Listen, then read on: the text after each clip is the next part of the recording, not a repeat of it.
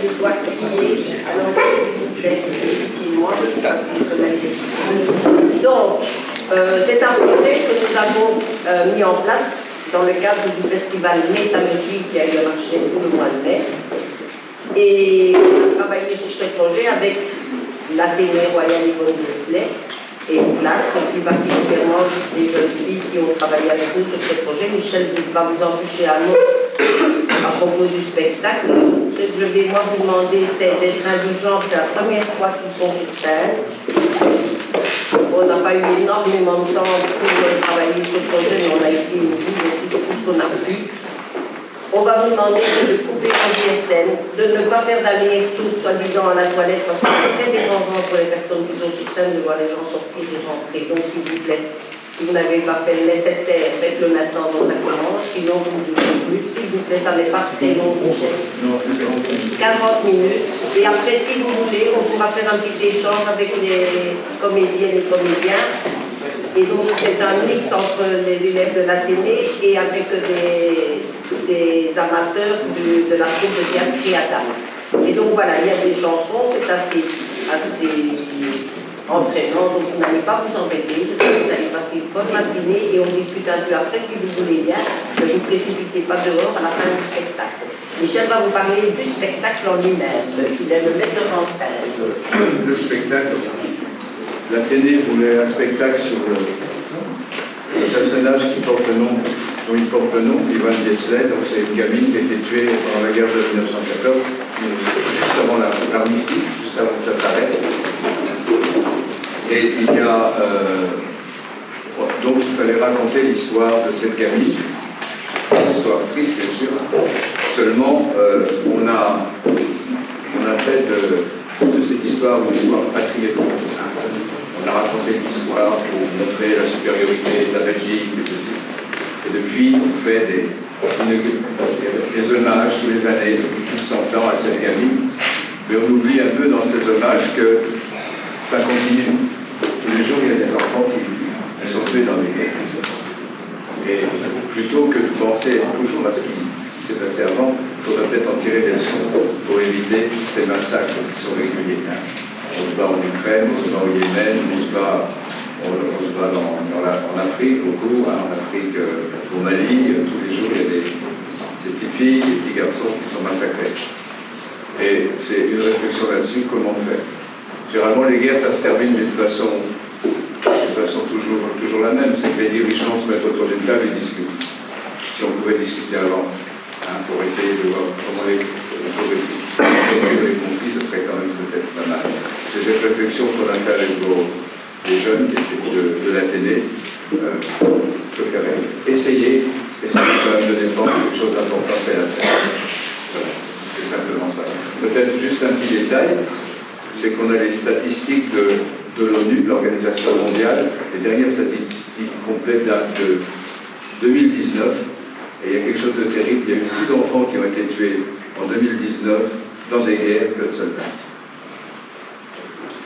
Voilà, donc on essaie de réfléchir à ça et faire quelque chose sur un hommage à cette petite fille, mais en même temps une réflexion sur ce qui se passe dans le monde. Voilà. On laissera maintenant à vous écouter, puis on va essayer de faire le mieux possible. Voilà, merci.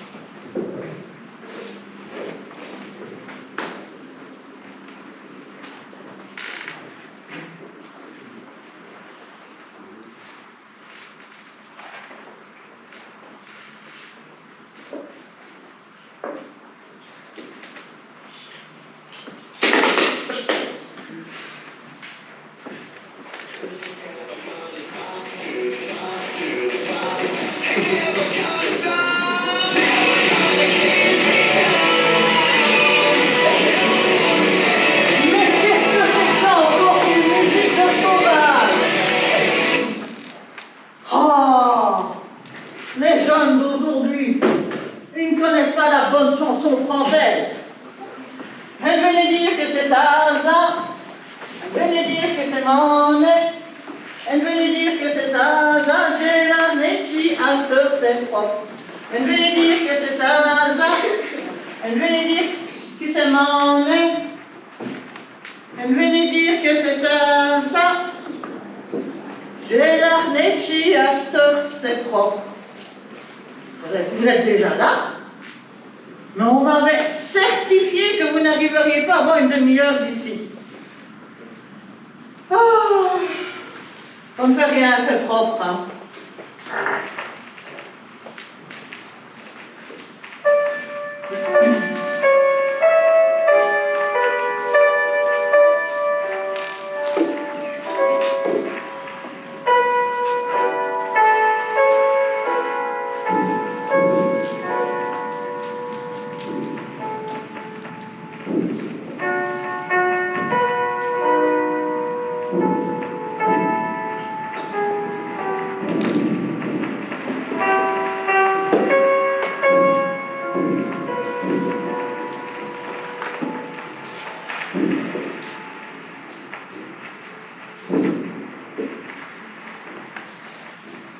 Pauvre gamine va mourir si jeune.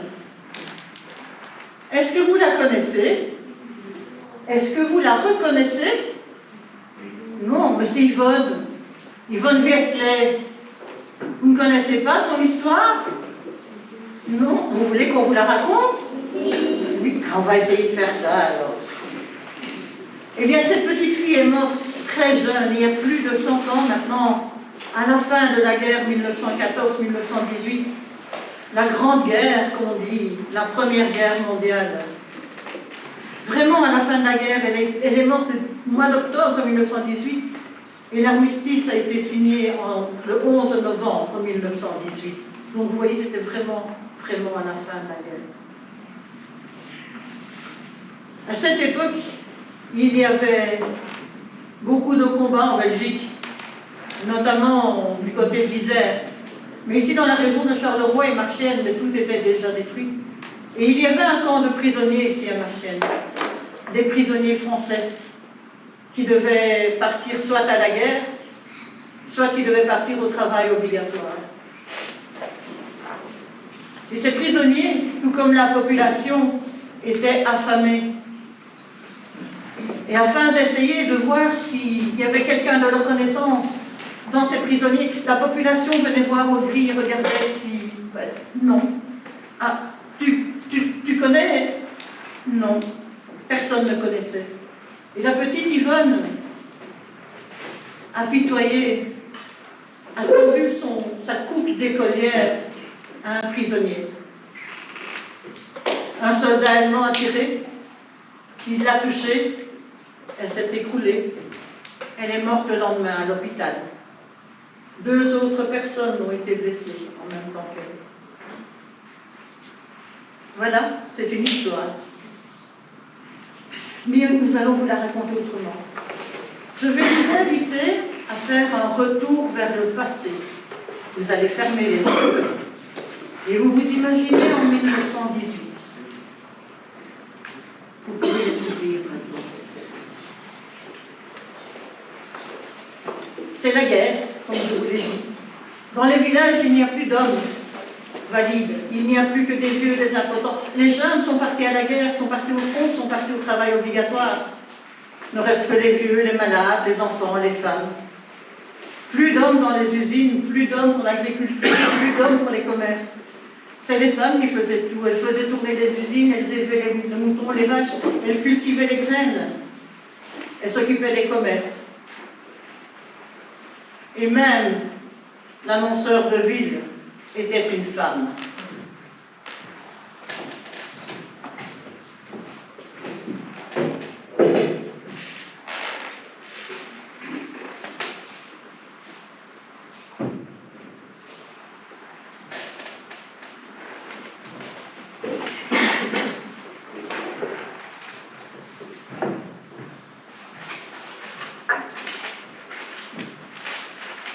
Avis à la population! Avis à la population! Monsieur le bourgmestre tient à vous faire savoir que nos soldats seront bien vite démobilisés.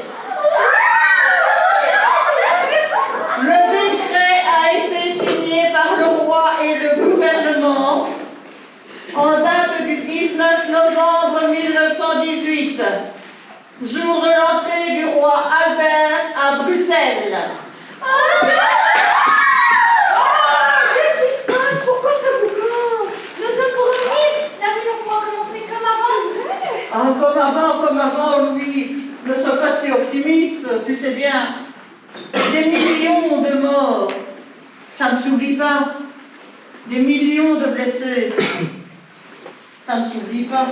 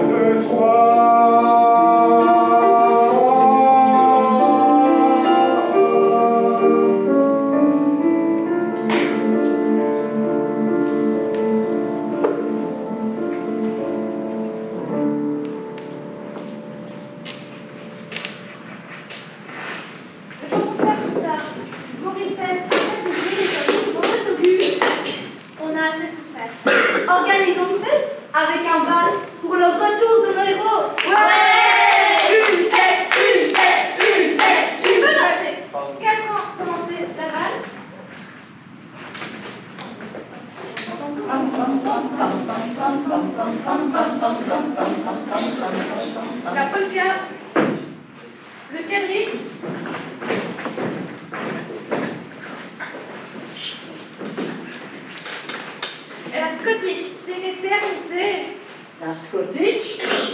Oui, on l'appelait autrement avant la guerre. C'était la Scottish, mais comme c'est un nom Bosch, on l'a changé. Et mon père, il a peut-être été décoré pour avoir fait preuve de remarquables qualités militaires, comme on en lit dans les communiqués. Et le mien, pour avoir fait preuve de beaucoup d'énergie dans un poste difficile. Moi, j'en sais rien. J'ai pas reçu de lettre depuis 1 mois. Tu sais, c'est difficile de recevoir des nouvelles du fond dans un pays occupé par l'ennemi. Moi, par contre, j'ai reçu un poème de Léon. Un poème? Mais ton Léon, c'est à peine écrire. Mais il a été à l'instruction militaire. Mais on va à l'instruction militaire pour apprendre à tirer à s'en servir d'une baïonnette.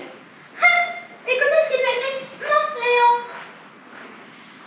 Si je mourrais là-bas, sur le front de l'armée, tu pleureras un jour, ô lourd, ma bien-aimée, et mon souvenir s'éteindrait comme meurt un obus écrasant sur le front de l'armée. Un bel obus semblable au mimosa en fleurs. Bah dis donc, L'armée te l'a changé, ton Léon. c'est pas possible d'aller recevoir un peu sur la tête. Ça dit des quelque chose dans cette salle. Moquez-vous de lui, mon Léon est un héros d'un poète. Tu crois qu'un poète a continué de travail à la nuit? Un poète d'avoir les mains blanches, comme les beaux messieurs, pour ne pas tâcher ses feuilles de papier. Des mains blanches, quelle drôle d'idée! Mais il y a aussi des poètes oubliés. Et il y a un apprenti emballeur dans une fabrique de papier qui a écrit « J'ai faim du le corps, je n'ai pas le nécessaire. Le verre ronge moins les morts que les vivants. La misère !» Toi, t'es révolutionnaire. Oh, les filles, ne vous chamaillez pas. La guerre est finie. Le temps est à la paix. Cette guerre est la dernière. Le temps est à la joie. Ouais. Moi, je suis triste. Je te comprends. On ne sait pas s'ils reviendront. Ils ont peut-être trouvé une nouvelle bonne amie. Vous vous rappelez de la chanson des prisonniers français, l'Armabonnie? Ah oui. Je suis jalouse. Dans la chanson, il est dit Quand un melon vient nous servir à boire, sous la tonnelle, au fond le son du pont. nous en rêvons la nuit, nous en rêvons le jour. Ce n'est que Madelon, mais pour nous c'est l'amour. C'est une chanson pour rire. Pour se donner du courage. C'est nous qu'ils aiment. Ce sont les Français qui ont écrit ça. Et le français, vous me connaissez. Dès qu'il voit une femme, il roucoule comme des pigeons. Et vous croyez vraiment qu'ils ont eu le temps de penser à ça pendant ces 4 ans de guerre? Moi, je suis impatiente de les revoir. Reconstruire une vie nouvelle. Cette guerre, c'est la dernière. La dernière.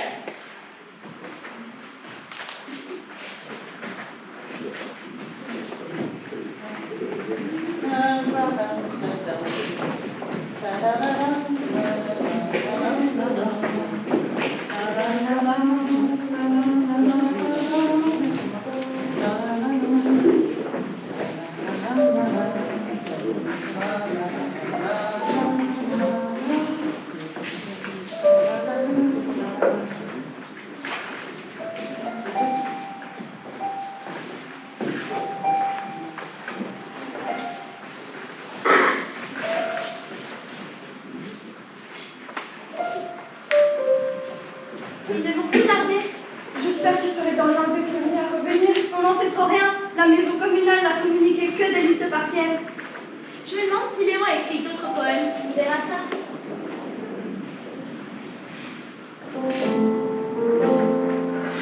Mais voilà!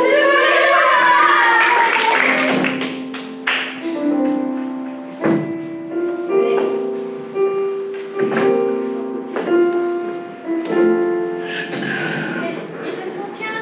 Il vient jamais faire. Le meilleur danseur de toute la région. Ne faites pas cette tête, vous autres. Ce n'est que l'avant-garde. Nous ne pouvons pas tarder. Je vais pouvoir danser. Et bientôt, nous danserons toutes et tous. René, mon père, n'est pas avec vous? Et Léon? René est à l'hôpital, mais rien de grave, nous l'avons vu. Il a reçu une balle dans le bras, mais rien de grave, il reviendra bien. Et Léon va arriver.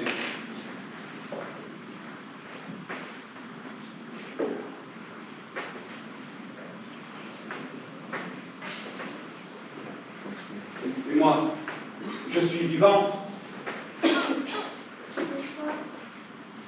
Je suis vivant. Je suis vivant.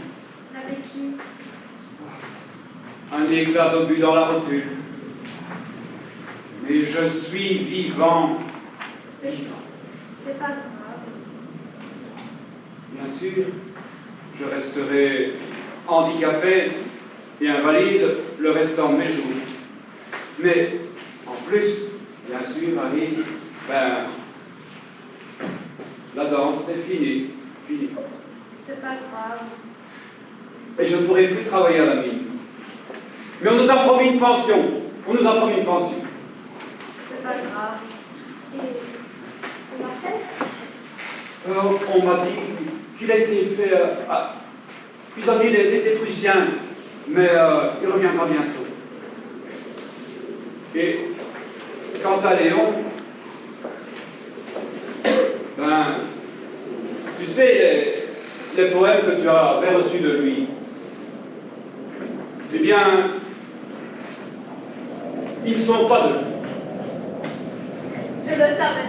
Je vous l'avais. Et c'est un camarade français qui s'appelle Apollinaire. On les a lus et ton Léon, il les a recopiés, il les a envoyés. Je le savais. Je vous l'avais dit. Dès qu'il rentrera, il va m'entendre. Ne te fâche pas. Un poème, c'est bien. Mais la vie, c'est mieux.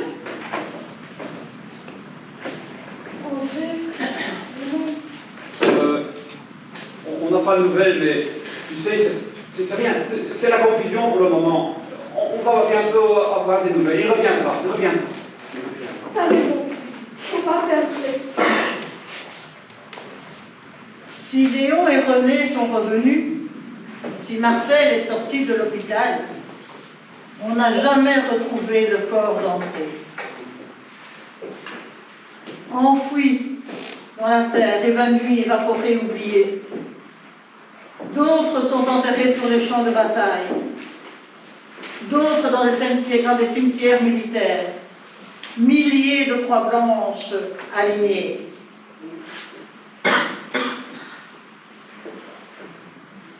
C'est qui? C'est la maman de Mme Gessler. La petite est morte. Mais tu ne me reconnais pas? Je suis Adelina, la maman d'Yvonne Gessler. Oh, tu es bien gentille, mais jamais plus je ne retrouverai la joie depuis ce maudit 12 octobre. Ma vie est anéantie. Les Allemands étaient en plein débat. Ils avaient réuni les prisonniers français dans la cour du club Saint-André. Ma petite fille a appris. Elle a voulu aller les voir. Ils étaient affamés. Elle leur a tendu sa coupe d'écolière.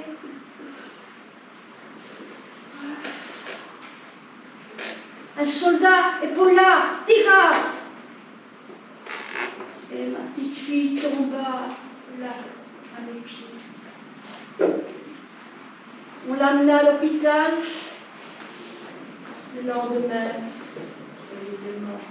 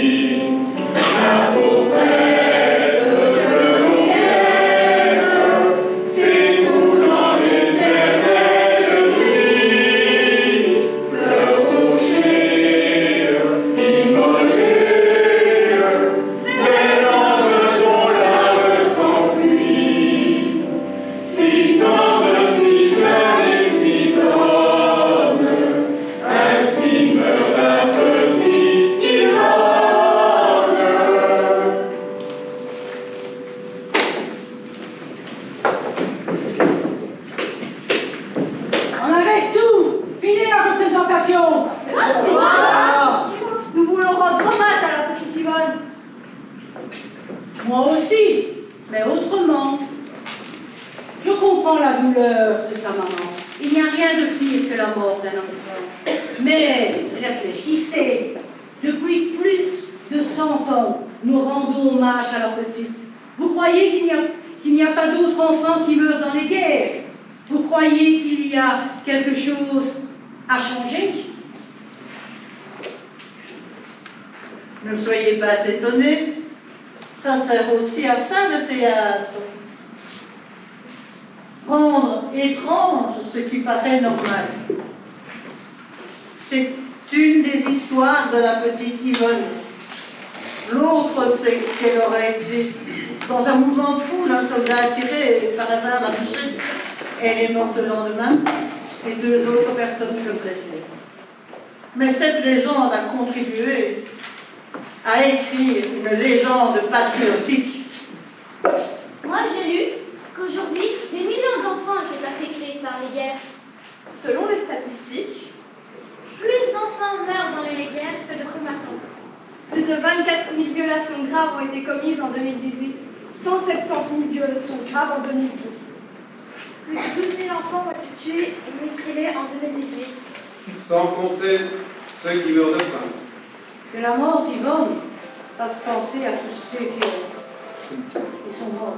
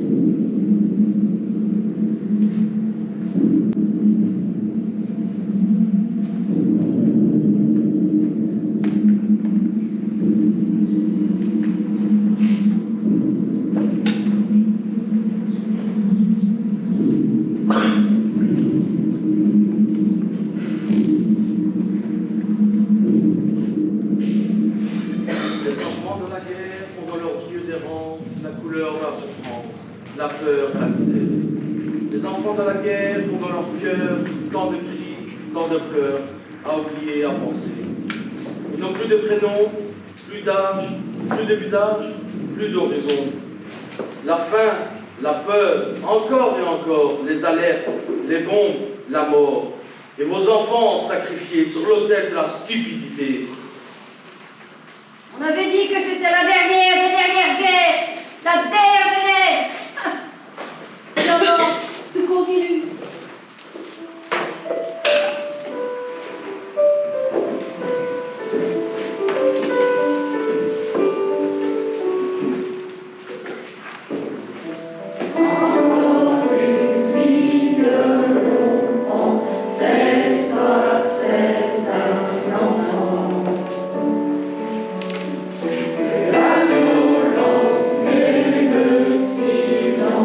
Mais qui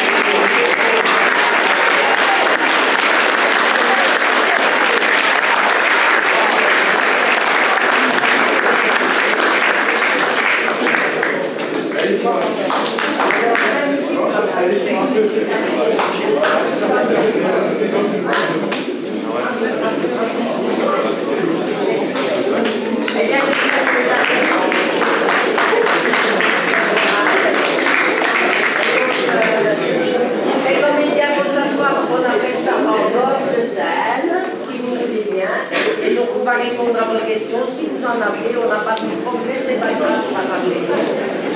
Est-ce qu'il y a des gens qui ont posé une question? Alors, petite demoiselle de la télé, et puis voilà, tu peux te lever, on entendra mieux.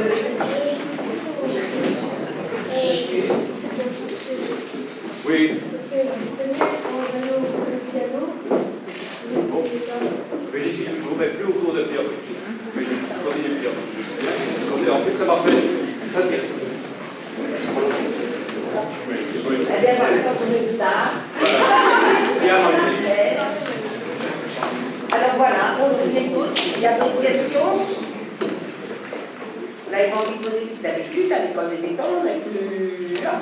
Alors, c'est une question. Ah, vous en avez une dernière? Ils sont pris par l'émotion. Mettez-vous debout, comme ça on vous entend bien, s'il vous plaît. Pardon? Qu'est-ce qui vous a donné envie de vous présenter Je n'ai pas entendu que Qu'est-ce qui vous a donné envie de présenter ça? Ah oui, d'accord. Ben, justement, parce qu'on est dans des moments très troubles, si vous le savez quand même, je me souviens, parce qu'on vit une période de guerre en ce moment, et donc on constate beaucoup que c'est toujours les, comme on dit en Wallonie, c'est tous les petits qu'on se poche, les grands ils discutent, mais les petits on les tue. Et donc on avait envie, avec le travail d'Yvonne Bieslet, ça tombait bien, qu'il y avait justement cette problématique de la télé qui changeait de nom et qui devenait la télé d'Yvonne Bieslet au lieu de la télé royale de Marché-Novo. Et donc pourquoi Yvonne Bieslet? On s'est rendu compte que pas mal d'élèves ne savaient même pas qui était Yvonne Bieslet. Et du coup on a fait un travail avec nos petites demoiselles là-bas et c'est génial. Tu sais, le problème de guerre, c'est terrible. Il y a eu en 1945, on a arrêté la guerre. Michel, oui, Michel. Alors, plus fort. Alors, en 1945, on a arrêté. La guerre s'est terminée. La deuxième guerre, hein, la première guerre, ça a été un massacre épouvantable. La deuxième, un peu pire. Et depuis 1945, il y a eu seulement 2 jours. 2 jours où il n'y avait pas de guerre déclarée entre les pays. Il y a 2 jours de paix, théoriquement. Ce qui n'empêchait pas les attentats, des choses comme ça, mais il y a eu 2 jours de paix depuis 1945. Il y avait toujours la guerre quelque part. Alors, c'est quand même, comme je le disais tout à l'heure, les guerres, c'est pour des intérêts financiers, généralement. Hein. La guerre actuellement que l'on voit en Ukraine, c'est qu'il y en a qui veulent vendre du gaz, les autres veulent vendre du gaz, et c'est une bataille économique à chaque fois. On ne se bat pas pour autre chose que du pognon, du fric. Voilà, c'est ça ce qui se passe. Et les banquiers font des affaires, les militaires, enfin les généraux meurent dans leur lit, et les pauvres gens, ben, ils prennent les bombes sur la tête, c'est ça. C'est toujours la même chose. Et on voudrait parler de ça, on voudrait vraiment qu'on puisse réfléchir, qu'on puisse... Il y a un mouvement qui naisse pour défendre cette idée de paix. On doit pouvoir se mettre autour d'une table et discuter. On n'est pas des animaux sauvages, il faut essayer de faire bouger ce qui se passe dans la tête.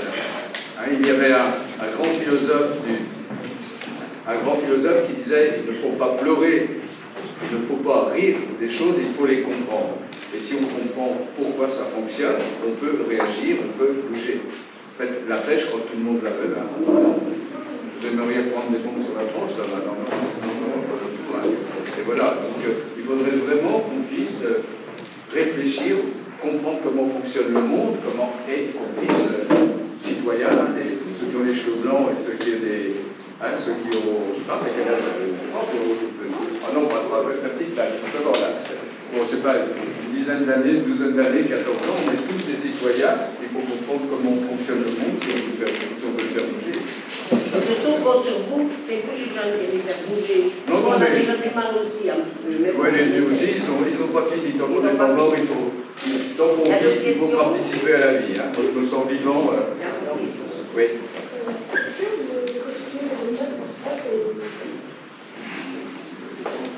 Pièce authentique. Oui, c'est un peu supérieur le catholique. Tu pourras éventuellement le donner, ça va très bien. Quand vous voyez les chartes, il y a un film, on voit des chartes de soldats. Le fusil jamais sur le dos à des munitions, ils avaient aussi des rations pour manger s'ils étaient coincés. Ils avaient 40 kilos sur le dos pour charger dans la boue. 40 kilos, c'est solide, hein. Et donc, ces gens ont vécu des choses tout à fait incroyables, là. Incroyables. Alors, là, on a vu quelque chose d'officiel. Ne pouvez pas dans toutes les mains. Non, mais déjà dans un déjà, regarde cette petite idée. Attends, il y a un petit Vous remarquez que c'était des fusils belges, là, et quand il y avait une munition, on allait à la baïonnette. Là. Mais ici, c'est difficile de tirer quand il y a la baïonnette. Et les Allemands, ils avaient été un peu plus malins, ils avaient mis la baïonnette un peu plus bas, c'est bien que ça libérait le. Il y a un petit jeune homme là d'abord. Oui. Attends, donc je vais cacher ça pour que oui.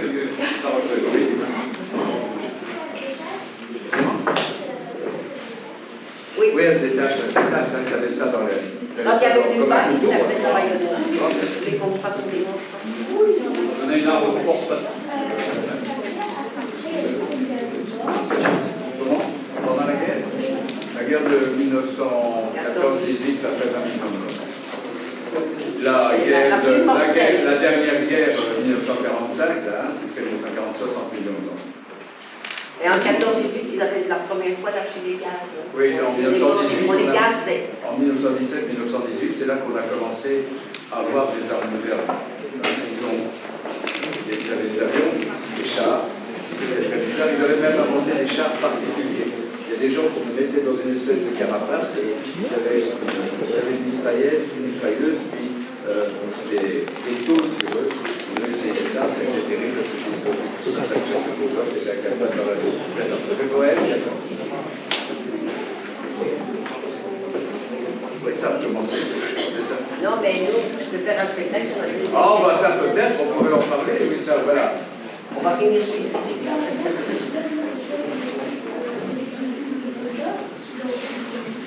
Écoute, au début, quand il y avait des guerres, c'était souvent, on mettait deux armées, ça, sur un champ de bataille, ils se battaient entre soldats.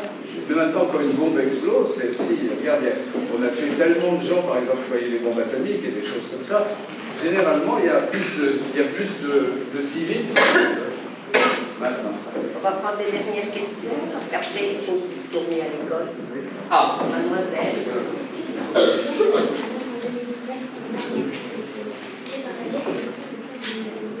Encore, parce que c'est les statistiques, ça se fait après, en 2022, on ne peut pas savoir, hein, je vois, vous n'avez pas fini. C'est pas fini. Et après, il y a des historiens, des statisticiens qui vont dans les endroits, qui regardent, mais il faut le temps de le faire. Il y a des pays où ils sont en plein combat, il n'y aura pas de statistiques, très bien. Mais ça continue, moi ça dit. Voilà. Bon voilà, et bien merci madame. Je ne suis pas jeune, mais je veux féliciter donc vous qui ont pris cette initiative parce que je trouve ça vraiment exceptionnel que des habitants de Marchel qui se joignent à des écoles pour faire des choses pareilles, pour conscientiser les jeunes à un problème si grave. Et donc je voulais vous féliciter pour ça et je pense que les jeunes ont une chance de vivre ça dans l'école. Voilà. Merci madame.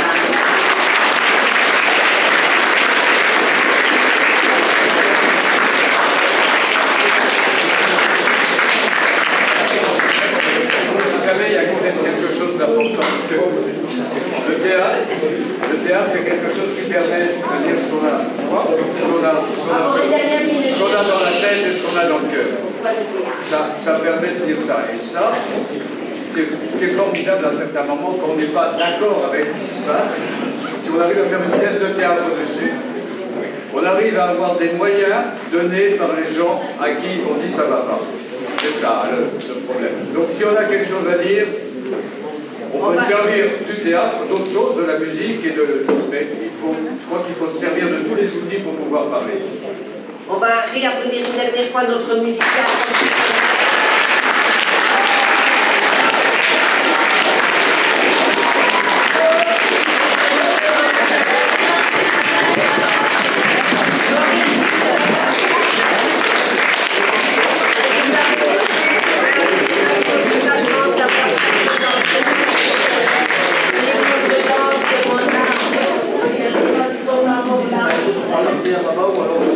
Donc, on avait les 4 danseurs que vous avez vus sont des danseurs d'une école de danse. Voilà, on appelle tout ça. Il y a la dernière question, une question intéressante. Hein? Non? Allez, bon.